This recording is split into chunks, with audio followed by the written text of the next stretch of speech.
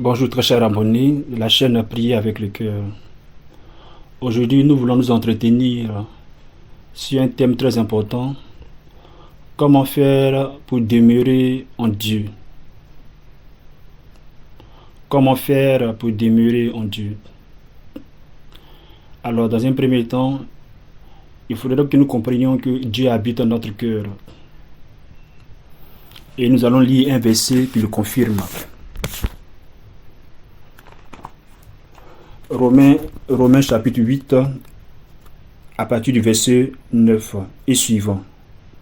Or vous n'êtes pas sous l'emprise de la chair, mais de l'esprit, puisque l'esprit de Dieu habite en vous.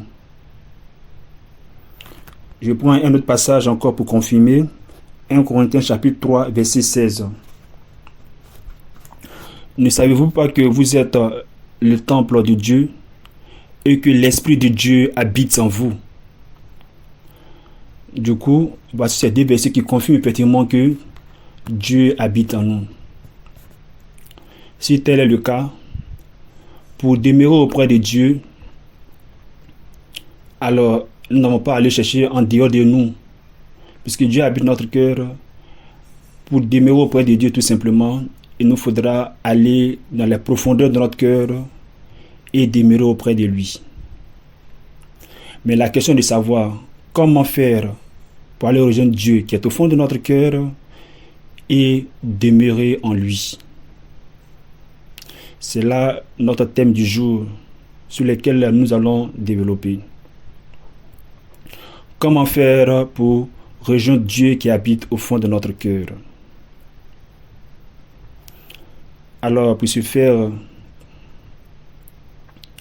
il faut comprendre que nul ne peut aller dans les profondeurs du Père et demeurer auprès de Dieu s'il n'est au préalable conduire par le Saint-Esprit.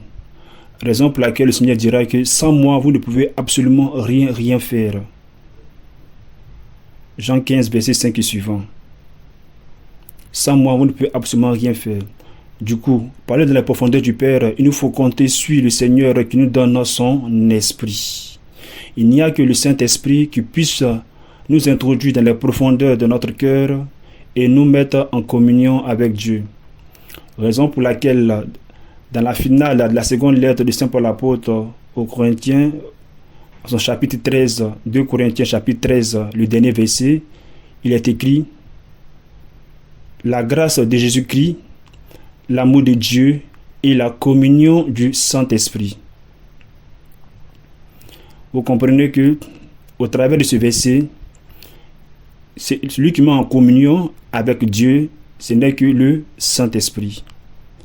Alors, ce n'est pas en vain que le Saint-Esprit nous a été donné depuis notre saint baptême. Depuis que nous avons été baptisés, l'Esprit de Dieu habite en nous. Et cela, nous pouvons le confirmer encore avec deux passages tirés des lettres de Saint Paul apôtre à son fils Timothée. Et je lis ces deux versets.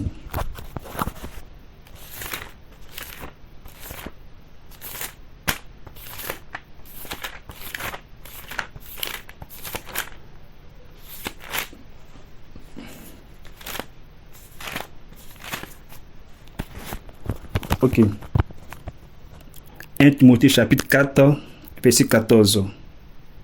Il est écrit: ne néglige pas le don de la grâce qui est en toi, qui te fut conféré par une intervention prophétique, accompagnée de l'imposition des mains par le collège des anciens.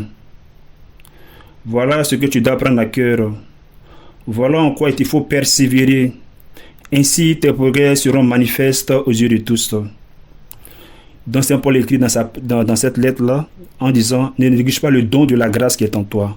Le don que Dieu puisse nous offrir n'est rien d'autre que Dieu lui-même qui est son esprit. Donc nous avons reçu en nous le Saint-Esprit. Donc, étant donné que c'est lui le Saint-Esprit qui doit nous conduire dans un premier temps, il nous faut au préalable que le Saint-Esprit qui habite en nous ne soit pas négligé. Et Saint Paul dit, voilà ce que tu dois prendre à cœur. pour que tes progrès soient manifestes.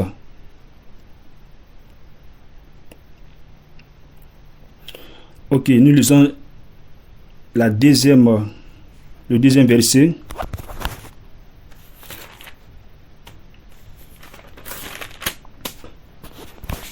Il est écrit,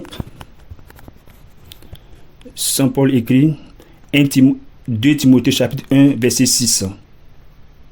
C'est pourquoi je te rappelle d'avoir à raviver le don de Dieu qui est en toi depuis que je t'ai imposé les mains.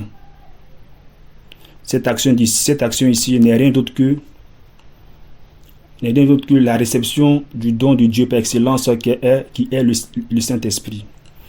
Le Saint-Esprit habite en vous et habite en moi depuis que nous avons été baptisés. Il est en nous. Et c'est lui désormais qui est la nouveauté dans la vie chrétienne. C'est lui qui opère en nous. Mais pour qu'il puisse opérer en nous, il faut qu'au préalable, nous puissions correspondre à ce que Paul dit ici. Nous ne devons pas négliger sa présence au fond de notre cœur. Et après quoi, nous devons raviver cette présence du Saint-Esprit en nous pour que, étant éveillé en nous, il puisse désormais opérer, c'est-à-dire, il puisse nous creuser, il puisse nous introduire dans les profondeurs du Père et nous mettre en communion avec Dieu. Mais comment cela se passe-t-il?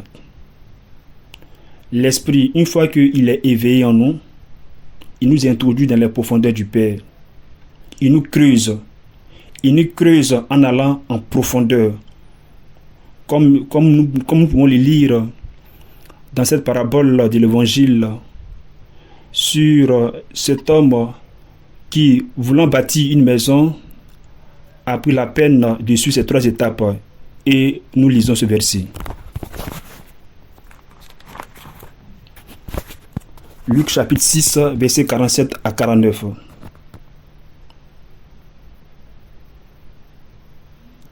Il est dit, tout homme qui vient à moi, qui entend mes paroles et qui les met en pratique, je vais vous montrer à qui il est comparable. Il est comparable à un homme qui bâtit une maison. 2 points. Il a creusé, virgule. Il est allé profond et a posé les fondations sur le roc. Une crue survenant, le torrent s'est jeté contre cette maison, mais on n'a pu l'ébranler parce qu'elle était bien bâtie. Alors, donc, c'est ce qui s'opère aussi en nous lorsque le Saint-Esprit est éveillé en nous. Désormais, ce rôle, c'est de nous creuser en allant en profondeur où se trouve le Père et nous mettre en communion avec lui. Pour ce faire, il nous faut au préalable, comme dit l'apôtre, que nous puissions observer ces 2 prescriptions qu'il nous donne. Dans un premier temps, ne pas négliger la présence du Saint-Esprit en nous et par la suite raviver cette présence-là. Mais comment allons-nous faire? Et les pères de l'Église nous enseignent à ce niveau-là. Ils nous disent que plus que tout, la prière, et rien que la prière, peut éveiller l'Esprit de Dieu en nous. Mais la question qui se pose est de savoir, est-ce que jusqu'à ce jour, nous n'avons pas prié pour que le Saint-Esprit soit éveillé en nous et pour que celui-ci nous conduise dans la profondeur du Père et nous mette en communion avec lui pour qu'après nous puissions apporter tous les fruits et les porter en abondance? Moi, on ne dirait pas le contraire. Effectivement, nous avons prié. Mais il faut savoir que puisque l'Esprit de Dieu habite dans notre cœur, il faudra prier avec le cœur. Puisque l'Esprit de Dieu habite dans notre cœur, il nous faudra prier avec le cœur. D'où l'expression prier avec le cœur, le nom de la chaîne, prier avec le cœur. Alors, pour aller plus loin dans ce cheminement, pour demeurer en Dieu et porter les fruits en abondance, je vous ai écrit mon livre Demeurer en Dieu. Pour ce faire, pour avoir accès à ce livre, je vous invite à cliquer sur le lien dans la description de cette vidéo. Le livre est disponible sur Amazon. Également, vous pouvez l'avoir avec moi. Je vous laisserai mon mail et mes contacts. Pour tous ceux qui en ont besoin, écrivez-moi à ce mail-là ou bien directement vous allez sur Amazon et vous pourrez vous en procurer. Vraiment, je vous invite vraiment à nous aider. Je vous invite tous à pouvoir faire cette expérience-là pour que chacun puisse témoigner jusqu'à quel point le Seigneur veut opérer en nous pour que nous puissions porter des fruits et des fruits en abondance. Merci de m'avoir écouté. Merci de vous abonner à notre chaîne Prier avec le cœur.